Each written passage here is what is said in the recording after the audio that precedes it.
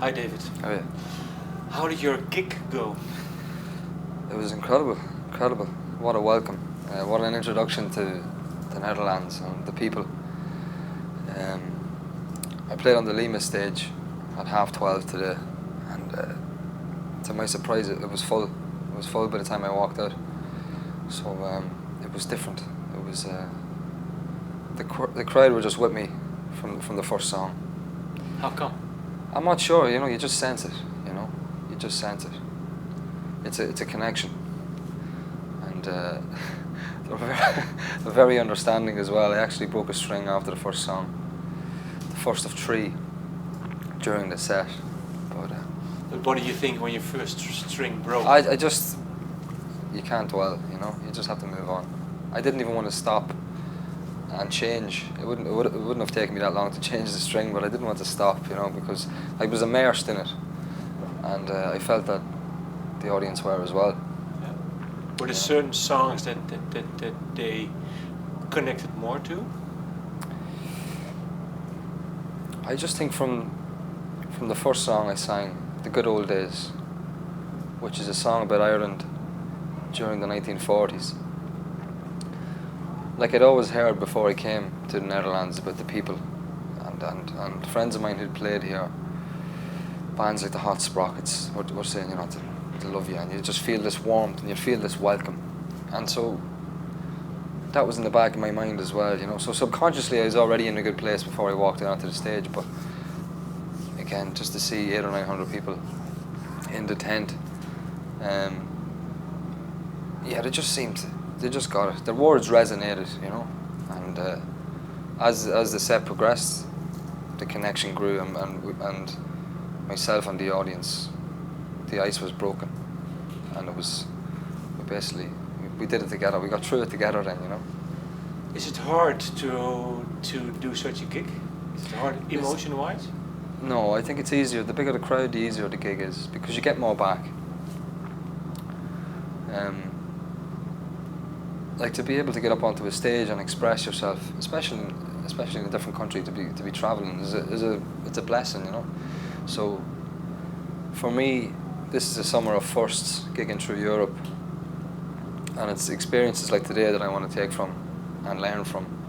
But when you're immersed in the moment, you're not thinking about those things at all. You become this greater thing, You tap into this greater state of being through the songs, and I mean, you could dwell there forever, So blissful.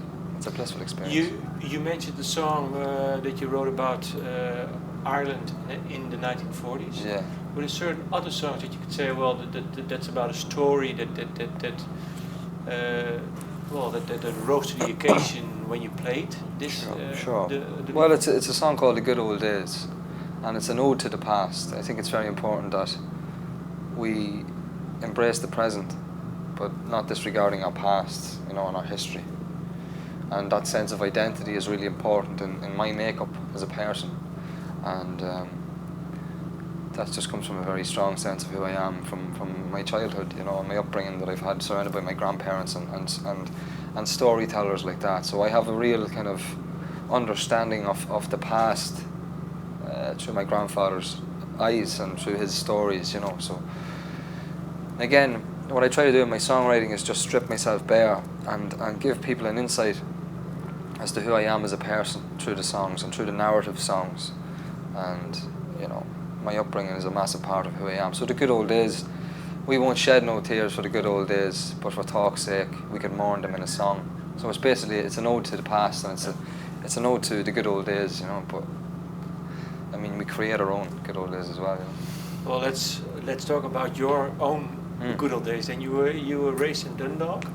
Dundalk, yeah. Dundalk. Why are you smiling? Dundalk, happy memories of childhood in my grandfather's house.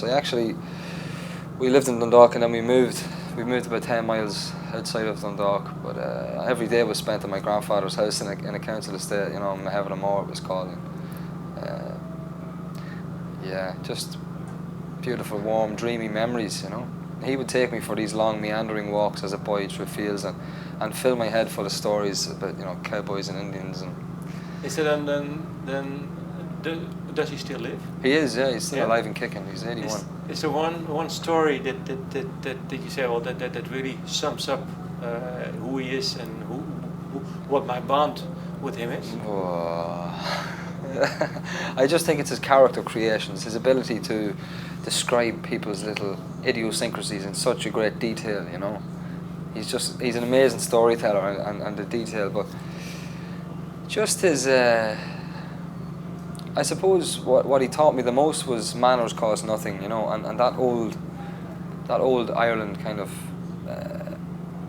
respect thing, you know, and decency and, you know, just little things, you know. Teach me how to shave with a brush and stuff, you know, things like that. He embodies everything about old Dundalk and old Ireland that I love, you know. But what is it that you love about it? Is it I just have a romanticized vision of it, you know. Everything about it. And I'm not sure if it was a more innocent time. I wouldn't go as far as saying that. But again, it's romanticized because I'm so close with my grandfather, you know. And the clothes and just the stories, and I just love it, you know. I feel like I was born in the wrong time, you know. But I'm not resentful of that or anything. You know what I mean? I just have an affinity with that, with that kind of, you know, way of life, you know. What time then? His time or? His time, but I also have a real like kind of eerie affinity with, you know, the turn of the 20th century, but like pre-World War One. You know, I'm just fascinated with all that, like that era, you know. And then what's specifically? I don't know. Again, it's just it's the poetry in life that I don't think exists anymore. I don't think there's much poetry in life anymore. Do you know what I mean? I think everybody has been desensitized to a certain extent. I think technology has a lot to answer for, you know, in that respect. I think folklore has changed. People's imaginations have maybe suffered because technological advances, through technological advances, people's own imaginations, you know, might have suffered, and the art of conversation is suffering because of that as well, you know. And I think again, it's a romanticized vision of even pre-World War One days, I think, because I mean everything changed after the First World War. I think, you know, people's perception of what another human being could actually do to another. I think like poets like Siegfried Sassoon and Wilfred Owen really turned people's minds, really graphically documented the futility of war, and and they were so important, you know. But again, maybe it's just a romanticized kind of place that I escape to when I'm writing, you know. Like I couldn't write in a room full of laptops or phones, or I'd rather write in an empty room at an open fire on a wooden floor, you know, things like that. You know, everything has a feel and everything has lived a life, everything has character. I think these days everything's so clinical and everything's so, you know, I'm not a techie, as you can, you know what I mean? And I think through my songwriting I kind of conjure up a place where I can kind of escape to and write, and that's what I'm doing. I'm trying to cultivate this body of work through my songwriting and through my poetry and things like that I can go to, you know. I'm not running away from the present, but I'm running away from things, maybe not running away, but kind of escaping from things I don't like about the present day. Do you know what I mean?